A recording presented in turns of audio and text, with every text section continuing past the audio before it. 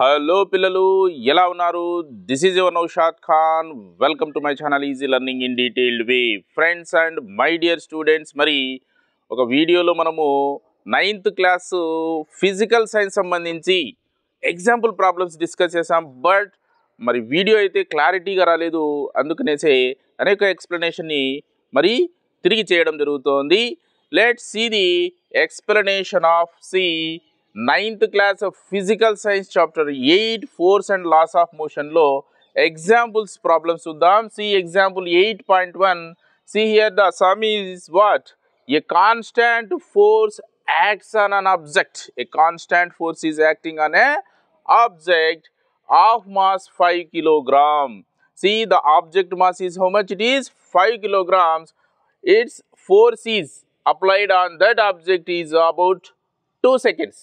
For a duration of 2 seconds, it increases the object's velocity from 3 meter per second to 7 meter per second. That force increases the velocity of the object from 3 meter per second to 7 meter per second. Then find the magnitude of the applied force. ఎంత force ఇక్కడ apply చేస్తే అని ఒక velocity 3 metre నుండి 7 metre per సెకండ్కు change అయింది అన్నారు. C first ఇక్కడ దాకా మనం దీని యొక్క ఎక్స్ప్లెనేషన్ చూద్దాం. Let this be an object which is of 5 kilogram. See duration of applied force is about it is 2 seconds. Initial velocity is 3 meter per second and final velocity is 7 meter per second. See F u v mass and t మధ్య ఉన్నటువంటి relation observe చేస్తే actually from Newton second law we know F is equals to m a. What is a? A is change of velocity rate. See rate of change of velocity. So we can write in place of a v minus u by t. We know the value of v and as well as u. See on substituting the values here, f is equals to 5 into mass is 5 into v minus u. See 7 minus 3 is 4, that is 4 by 2, simplification 2 avutadi. Then 5 2s are 10. So the applied force is how much? It is 10 newtons. See 10 newtons of force nu manamu constant ga 2 seconds duration lo manamu apply cheste 5 kilogram unnatuvanti mass unnatuvanti object velocity 3 meter per second nunchi 7 meter per second ku change kavadam jarugutundi anamata. Now let's see remaining part. See now if the force was applied for a duration of 5 seconds, not 2 seconds, 5 seconds 10 newton per second to 10 newton to force nu apply cheste, see what would be the final velocity of the object? V emoutundi? Initial velocity aithe 3 meter per second, but force telusu manaku, that is 10 newtons and duration is how much? It is 5 seconds and mass is 5 kilogram. Then what would be the final velocity annaru? Right, మరి ఈ equation నుంచి చూడండి, from equation F is equals to m into v minus u by t. ఇందులో మనకు final velocity విని సబ్జెక్ట్గా తీసుకున్నాం అనుకోండి. C ఈ సమ్ అంతా చూడండి, m into v mv m into u minus mu and ఇక్కడ టీ డివిజన్ చేస్తుంది, ఇటువైపు వస్తే మల్టిప్లికేషన్ చేస్తుంది, that is FT. So now taking mv as subject, so mv is equals to minus ఎంయూను అటువైపు ట్రాన్స్పోజ్ చేసే, that is FT plus Mu.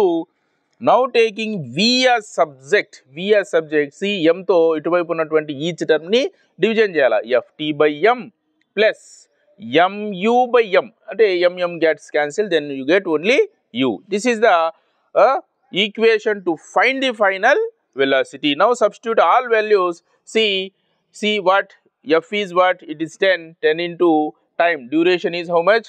It is 5 seconds now. So into 5 divided by mass. Mass is 5 kilogram. So 5 plus u. Initial velocity is how much? It is 3. So 3. So 5 gets cancelled. So 10 plus 3 is 13 meter per second. So the final velocity of the object is how much? It is 13 meter per second when 10 newtons of force is applying for a duration of how much? Now 5 seconds. ఈ విధంగా example 1 యొక్క explanation చెప్పుకోవచ్చు. Now let's see example 8.2. See which would require a greater force accelerating 2 kg mass at 5 meter per second square or 4 kg mass at 2 meter per second square. Here is two objects. See, one object mass is 2 kilograms, one object mass is 4 kilograms.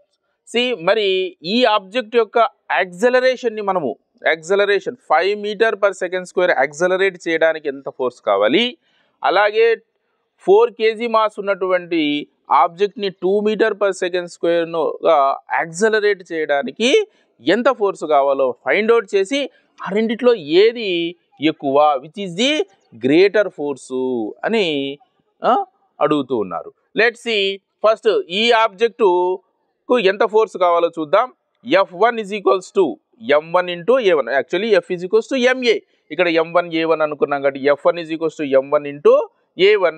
So M1 is 2, A1 is 5, 2 5s are 10. So 10 newtons force కావాలి to accelerate